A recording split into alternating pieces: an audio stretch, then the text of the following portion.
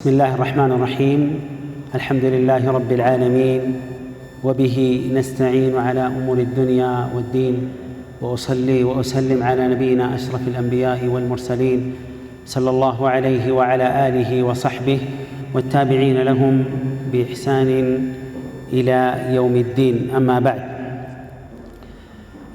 قديه من التاوسبت رئيس ሁሉም ዘንድ ታዋቂ ቢሆንም ያው አንገብጋቢ በመሆኑና ወቅታዊ በመሆኑ የተነሳ ያው መግቢያ ላይ እንደተጠቀሰው ከሐጅ ጋር የተያዙ አንዳንድ ነጥቦችን ማንሳት ነው።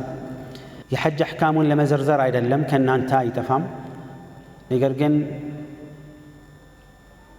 የሐጅ መሰረታዊ መልእክቶችንና አላህ Subhanahu Wa Ta'ala ሸሪዓ ውስጥ ያስቀመጠውን ነገር መታወስ የግድ ስለሆነ ነው። አላህ የሐጅን ግዴታነት መጥቀሱን አስከትሎ ابن القيم رحمه الله من قالوا: تأمل كيف افتتح إيجاب الحج بذكر محاسن البيت وعظم شأنه بما يدعو النفوس إلى قصده وحجه وإن لم يطلب منها. الله سبحانه وتعالى يحجن قديتانت ألف بلن بمنا يتشو آياوج በሚጠቅስ ጊዜ የገባበት አገባብ ወይም የተከሰበት ያጠቃቀስ ስልት ምንድነው አሉ ابن القيم رحمه الله: የቤቱን ውበት መልካም ገጽታ በመጥቀስ የካዕባውን ደረጃ በማውሳት ያነሳሳው ወደ ሐጅ ተግባር። ይሄ ምን ያደርጋል? ነፍስ ተግባሩን ለመፈጸም እንዲጓጓ እንዲነሳሳ፣ ከዚህ በፊት ያላደረገ ሰው ጉጉት እንዲኖረው ለማድረግ يتتكمو سلتنو إلالو. فقال: إن أول بيت وضع للناس للذي ببكة مباركا وهدى للعالمين فيه آيات بينات مقام إبراهيم ومن دخله كان آمنا. كذا يحجن قديتان نتكتل سبحانه وتعالى لسويت اللهن ببتشنينت اندي قزونا اندي عملكو የቅብላቸው ማቅጣጫ እንዲሆን የመጀመሪያ የተቀመጠው በካ ወይ መካ የሚገኘው ቤት ነው። በረካ ያለው ለሰው ልጆችም ስኬትም ይሁን መመሪያና መሪ ይሁን ዘንድ ነው ካለ በኋላ فيه آيات بينات ግልጽና የተብራሩ ተአምሮች ምልክቶች አሉት። مقام إبراهيم ومن دخله كان آمنا በማለት سبحانه وتعالى እነዚህን መልካም ገጽታዎችን አስቀደመ ይላል። فوصفه بخمس صفات أمست ملكتوچن ويم ليو مغلጫዎችን ያስቀመጠው سبحانه. አንደኛ የመጀመሪያ ቤት መሆኑን የተናገረው وضع في الأرض ምድር ላይ የተተከለ አላህን ለመገዛት የተተከለ የመጀመሪያው ምድር ላይ የተተከለ ቤት አድርጎ አወደሶታል። ሁለተኛ የተባረከ ብሎታል። والبركة كثرة الخير ودوامه። በረካ የሚባለው ኸይር መብዛትና መበርከት مبزاتنا مصناتو مقويتنا وليس في بيوت العالم أبرك منه ولا أكثر خيرا ولا أدوم ولا أنفع للخلائق. ككعبة يبلت كمكة يبلت خير يعلو خير يبركة بركاتا لفترات ملو تكم يعلو اندزيه بيت يلم. صوستنيا أنه هدى ووصفه بالمصدر ووصفه بالمصدر فيه المبالغة حتى كأنه الهدى نفسه. لك راسه هدى مالت وإن ممرات مالت كالزوج إلا مسكي مسل درسنا الله سبحانه وتعالى بزيه درجة يقلته. أردتنيا بركاتا تأمروش آيوش على بلال. يقول ابن القيم كأربع بلاي تأمروش على مكة وسط مالت إذا كعبة كبابي يهن فضلنا يتكسى الله. أمستن يتكسوا من دونه الأمن لداخله እዛ የገባ ሰላምና ጸጥታ ውስጥ እንደገባ ነው። እነዚህ ሁሉ ምን ያሳያል?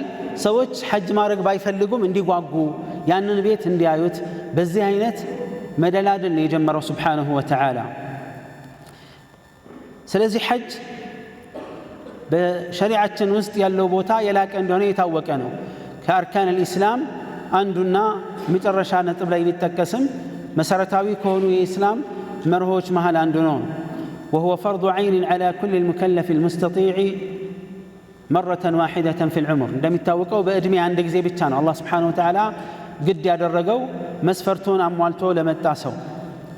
የሐጅን ግዴታነት የሚያመለክቱ ማስረጃዎች ቅድምም እንዳልኳችሁ ከሁላችንም የሚጠፋ አይደለም።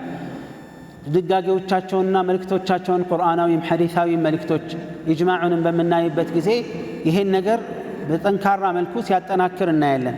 አላህ ስብሓነሁ ወተዓላ ወአቲሙ ልሐጀ ወልዑምረተ ሊላህ ሐጅና ዑምራን ለአላህ ብላችሁ ፈጽሙ አጠናቁ ይላል። ፈኢን ኡሕሲርቱም ፈመስተይሰረ ሚነል ሀዲ ወቃለ ተዓላ ወሊላሂ ዐለ ናሲ ሐጁል በይቲ መን ኢስተጣዐ ኢለይሂ ሰቢላ አላህ በሰዎች ላይ ሐጅን እንዲያደርጉ መጓዙ አቅም እስካላቸው ጊዜ ድረስ መስፈርቱ እስከተሟላላቸው ድረስ ማድረግ ግዴታ አድርጓል ሱብሓነሁ ወተዓላ በሰዎች ላይ። እንግዲህ ሐጅን ግዴታነቱን ሲጠቅስ ዐለ ናስ ነው ያለው። ሙስሊሞች ናቸው በተለየ መልኩ የተፈለጉበት። ግን خلاص አንድ ሰው ሙስሊም እስከሆነ ጊዜ ድረስ ይህ ጉዳይ የሚያሳስበው የሚያንገበግበው በህይወት ውስጥ ቅድሚያ ከሚሰጣቸው ዒባዳዎች መሃል አንዱ መሆኑን ያሳያል ነው። ወሊላሂ ዐለ ናስ ሲል ዐላ يدل على الوجوب እንደምታውቁት ግዴታን የሚያመለክት አገባብ ነው ያለው ዐላ የሚለው። ومن كفر ብሎ سبحانه وتعالى ደግሞ አስጠንቅቋል። ومن كفر فإن الله غني عن العالمين የሐጅን ግዴታነት ያስተባበለ አልቀበልም ያለ አላህ سبحانه وتعالى ከሰዎች ሁሉ ተግባርና ስራ የተብቃቃ ጌታ ነው። ከማንም ምንም አይፈልግም። ይህን መልካም ተግባር ሲፈጽም አንድ ሰው ለራሱ ለአኺራው ሲል እንጂ ለሌላ ምንም አይደለም ነው።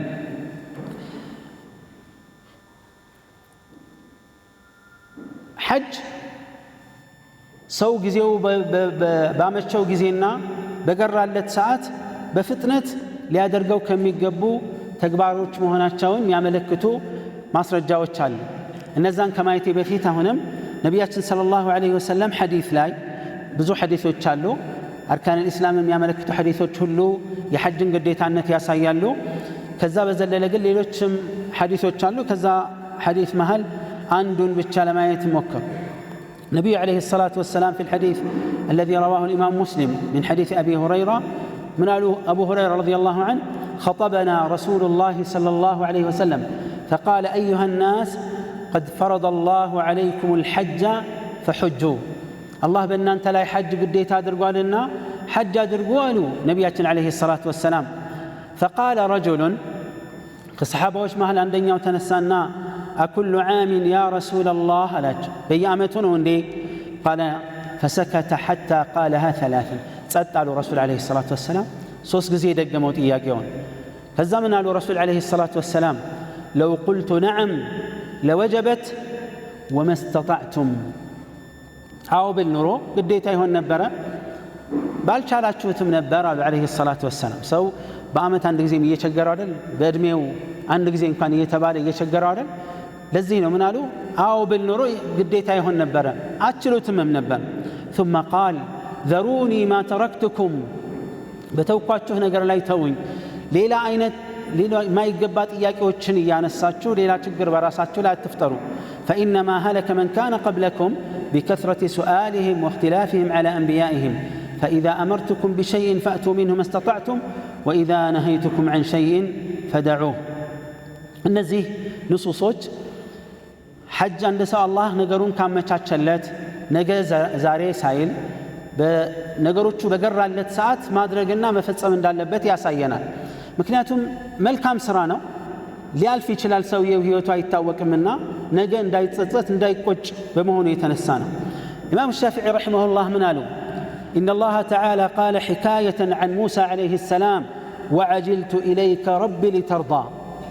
الله سلام موسى صلى الله عليه وسلم ሲናገር እንዲህ አሉ። ለምን በፍጥነት መጣ?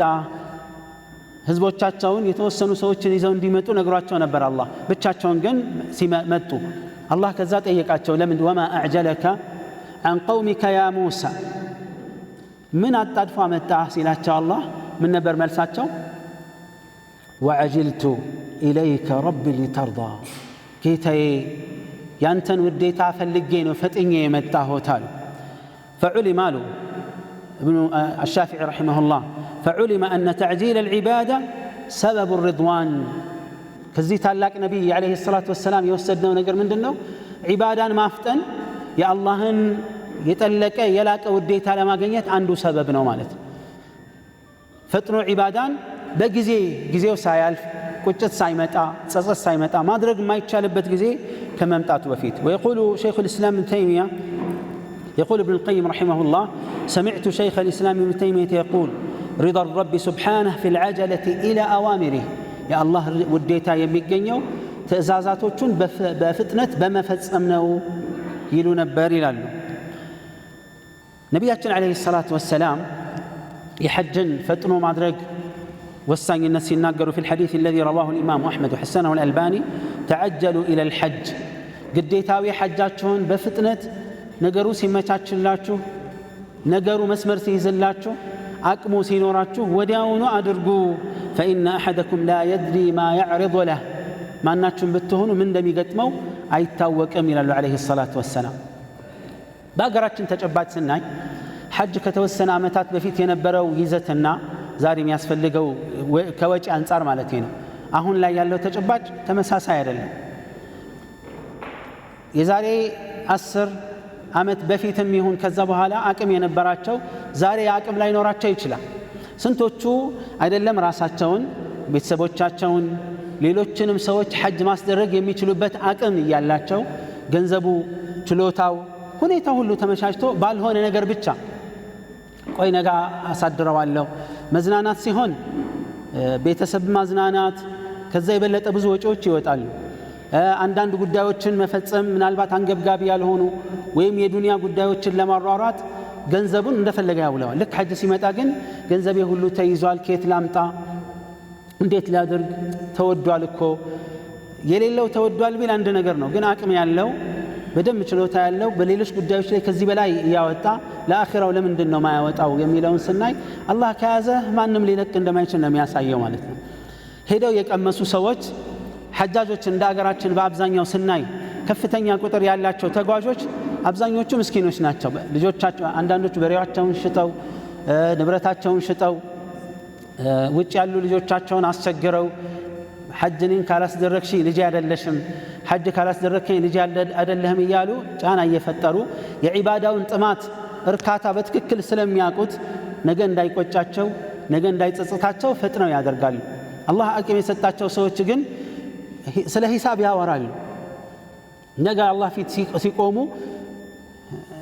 የሚተሳሰቡት ሌላ ነገር ነው የሚሆነው ይሄኛው አላህ የሰጣቸው ንብረት አቅሙ ሸርጡን ባያሟሉ እሺ ማዕذور ናቸው ሊባል ይችላል ሁሉ ነገር ተሟልቶ አንተ ሳይወደድብኝ ያሉ ይጨምራል ዋጋው ከዛ ዋጋው ጨመረ ስሞታ ብቻ ነው የሚሆነው ይህ ግዴታን ያለመወጣታችንን መሸፈኛ መንገድ ሊሆን አይችልም በፍጹም ማለት ነው ምክንያቱም አንድ ሰው እንዴት ነው የአላህን ቤት መጎብኘት የአላህን ትእዛዝ ለማክበር ሄዶ መካን ማየት ማይናፍቀው አማኝ ሆኖ አላህን Subhanahu Wa Ta'ala የሚፈራ ሆኖ አላህ በዚህ አይነት መልኩ አዞ በእድሜ አንድ ጊዜ ብቻ ነው ያለው በየአመቱ አልተባለ በ10 አመት ውስጥ አልተባለ በየቀኑ አልተባለ አቅም ባለህ ቁጥርም አልተባለ አቅም ቢኖረውም ባይኖረውም በአመት አንድ ጊዜ ሆኖ ሳለ መዘናጋቶች መሳናፎች ይታያሉ ከዛ በኋላ ሸፋ አንዳንድ ነጋዴዎች ምን የሚያደርጉ አቃለው በቃ እኔ ሐጅ ሲመጣ ብር እጄ ላይ ስለማይኖር ብለው አደራ ሌላ ሰው ጋር የሚያስቀምጡ ሰዎች ነበሩ አደራ ያስቀምጡና ሐጅ ሲደርስ ትሰጠኛለህ እኔ ጋር ከሆነ አንቀሳቅሰውና ብሩን እቸገራለሁ ለዱንያቸው ቢሆን አካውንቴ ላይ ብር የለም ብለው ያንን ቢዝነስ አያስመልጡም ግልጽ እኮ ነው ተበድረውም ቢሆን በዱቤም ቢሆን አስማምተውም ያደርጋሉ ለአኺራ ሲሆን ግን ነገሩን ማቅለሉ ተገቢ አይደለም አይ ድህነት ፈርቶ ከሆነ ሐጅ ከፋራ ነው ሐጅ ብዙ ጥቅሞች አሉት ካሉት ጥቅሞች መካከል ድህነትን ያራግፋል ሀብታምነትን ያመቻቻል ሪዝቅን ይከፍትለታል ሐያትን ያመቻችለታል የሄዱ ሰዎች ሐጅን የቀመሱ መቀመጥ አይችሉም ማንንም ቢሆን ማለት በቃ አያስችልም እዛ የሚያዩት ነገር የሚወስዱት ትምህርት ዋቂዕ አንዳንድ ትምህርቶች አንዳንድ ኢማናዊ ነገሮች በንባብ ብቻ በመስማት ብቻ አይደለም የሚታወቁት በመኖር ይታወቃሉ ሐጅ ያኛውን ነገር በግልጽ ያሳየናል ሐቂቃ ተውት እንኳን ዋጅብ ሆኖ ይቅርና ዋጅብ ባይሆንም ስለ ሐጅ የተነገሩ ትሩፋቶችን ብቻ በመስማት ግዴታ ባይሆንም ትክክለኛና ጠንካራ አማኝ እነዚህን ፈዳኢል ብቻ ለማግኘት ተነሳስቶ መሄድ የግድ እንደሆነበት ይሰማዋል ግዴታ ባይሆንበትም እንኳን الحج يهدم ما قبله ለምሳሌ ሐጅ ከሐጅ በፊት የነበረውን ተግባር ሁሉ ለመሰረዝ ወንጀል ለማራገፍ ምክንያት ነው ተብሏል من حديث عمرو بن العاص يقول فلما جعل الله الإسلام في قلبي لك سلمنا لبي لاي الله ባደረገልኝ ጊዜ أتيت النبي صلى الله عليه وسلم فقلت ابسط يمينك فلا أبايعك فبسط يمينه እጀውትን ዘርጉ ቃል ኪዳን ልግባ አልኳቸው አለ قال فقبضت يدي قال ما لك يا عمرو እጄን ሰበሰብኩኝ አሉ ረሱል እጃቸውን ከዘረጉ በኋላ ምን ሆነህ ነው عمرو قال قلت أريد أن أشترط እኔ በሸርጥ ነው ሙባይዓ ማድረግ ምፈልጋል አልኳቸው አለ قال تشترط بماذا قلت أن يغفر لي ለሱ ቃል ምገባው ወንጀሌ ሲማርልኝ ከሆነ ነው قال أما علمت أن الإسلام يهدم ما كان قبله وأن الهجرة تهدم ما كان قبلها وأن الحج يهدم ما كان قبلها نبينا عليه الصلاة والسلام ያለፈውን ወንጀል የሚያሰርዙልትን ጉልህ ሶስት ነገሮች ጠቀሱ ሙስሊም መሆን ሂጅራ መውጣትና ሐጅ ማድረግ ታዲያ ይህን ማይመኝ ማን ሙስሊም አለ ወንጀላችን ቢረገፍልን ልክ አላህ Subhanahu Wa Ta'ala ለአቡበክር الصديق رضي الله عنه ምስጣሕን እኔ ሁለተኛ ዝምድናውን አልቀጥልም ቀለቡን አቆማለሁ ሲሉ አላህ Subhanahu Wa Ta'ala ألا تحبون أن يغفر الله لكم የሚለውን አያ ሲያወርድ ምን ነበር ያሉት በላ أحب أن يغفر لي يعني مغفرة الذنوب ወንጀል መማር የሚባለው ነገር የሙስሊም ትልቅ ግብና ዓላማው ነው በዚህ ታላቅ ተግባር ወንጀል መራገፍ ቀላል ነገር አይደለም መራገፍ ብቻ አይደለም ነብያችን አለይሂ ሰላቱ ሰላም እንዳሉት ሐጅን ያደረገ ሰው فلم يرفث ولم يفسق ሳያጓደል ሐጅን ሳያበላሽ ያደረገ ሰው ልክ እናቱ እንደወለደች ሆኖ ንጹህ ነጭ ወርቀት ሆኖ ነው የሚመለሰው ይሄን ማግኘት ቀላል ነገር አይደለም ሌሎችም እንደዚሁ የተቀመጡ በርካታ ፈዳኢሎች አሉ እነዚህም ፈዳኢሎች እንዳልኳችሁ ሁሉም በራሱ ጊዜ የሚያጓጓ በራሱ ጊዜ አንድ ሰው የሚነሳሳለት ነገር ነው ምክንያቱም እነዚህን ነገሮች አላህ ሲደነግግ ግዴታን እንወጣለን ግዴታ መውጣት ብቻ አይደለም ተጨማሪ ጥቅሞች አብሮ መምጣታቸው ራሱን የቻለ የሚሰጠን ትልቅ ነገር አለ ሐጅ ብዙ ግቦች አሉት ለታላቁ ረጅም የአኺራ ጉዞ ትልቅ ማለማመጃ ነው ተግባራዊ መለማመጃ ነው ሐጅ የአላህን Subhanahu Wa Ta'ala ጥሪ ምላሽ መስጠት ነው ሐጅ ነቢዩላህ ኢብራሂም አለይሂ ሰላቱ ወሰላም መንገድና እሳቸውን አርአያ አድርገን መከተያ አንዱ መገለጫና ማሳያ ነው ሐጅ ወህይ ከወረደበት ከተማ ጋር ያገናኘናል ሐጅ የተወደሰ የምድር ቅኝት ነው ሐጅ የሰው ልጆች በላ ኢላሃ ኢላላህ ሙሐመድ ረሱሉላህ አንድ መሆን እንደሚችሉ ተውሂድና ሱና የዓለምን ሙስሊም እንዴት አድርጎ ሊያስተሳስር እንደሚችል አንድነታችን በምን ቢሆን ስኬታማ ሊሆን እንደሚችል ትልቅ ማስተማሪያ መድረክ ነው ሐጅ አላህ ፊት መገናኛችንን ሰዓት الوقوف أمام الله حفاة عراة غرلا رسول عليه الصلاة والسلام እንዳሉት የዛ አንድ ትንሽ ማሳያ ነው ማለት ይቻላል ሐጅ وتعاونوا على البر والتقوى የሚለው እውነታ የሚታየበት ነው አንዱ ለሌላው ይሳሳል አንዱ ለሌላው ያዝናል ሙስሊሞች እንደ አንድ አካል ናቸው የሚባለው ተጨባጭ የሚነበብበት ነው ሐጅ በተውሂድ መርሆ ላይ ሁሉም በጋራ የሚሰበሰቡበት ነው በአመት ዓለም ሁሉ የሚገናኙበት ነው እነዚህ ሁሉ እንደ ሐጅ ዋና ግብና ሀደፍ የምናገኛቸው ቁም ነገሮች በርካታና ስፍር ቁጥር የለውም ያን ሁሉ ምንማርበት ተግባራዊ ህይወት ነው ይሄን ማግኘት አለመቻል እዚህ ላይ መሳተፍ አለመቻል በጣም ያሳዝናል ስለዚህ ምንድነው የምንለው አላህ ሀብቱን የሰጣችሁ ችሎታውን የሰጣችሁ አላህ ህይወታችሁን እንዲያሳምርላችሁ ሀብታችሁ እንዲፈራ አኺራችሁ እንዲሰምር እናንተ ሐጅ በማድረግ ላይ ተነሳሱ ነገ ይጨምራል እንጂ አይቀንስም ህይወቱ እንደዚህ ነው ያለው ነገር ተወደደ ብለን ወደ ኋላ መመለስ ያለብን አይመስለኝም አኺራ ጉዳይ በመሆኑ የተነሳን አኺራ ዝግጅታችንን ሳይጠይቀን ነው ይዞን የሚሄደው አላህ። ወደ ሞታችን ሲደርስ ወዲያው ነው የምንሄደው። ላ يستقدمون ساعة ولا يستأخرون። ወደ ኋላ የለም ወደፊት የለም፣ ሲመጣ መሄድ ብቻ ነው።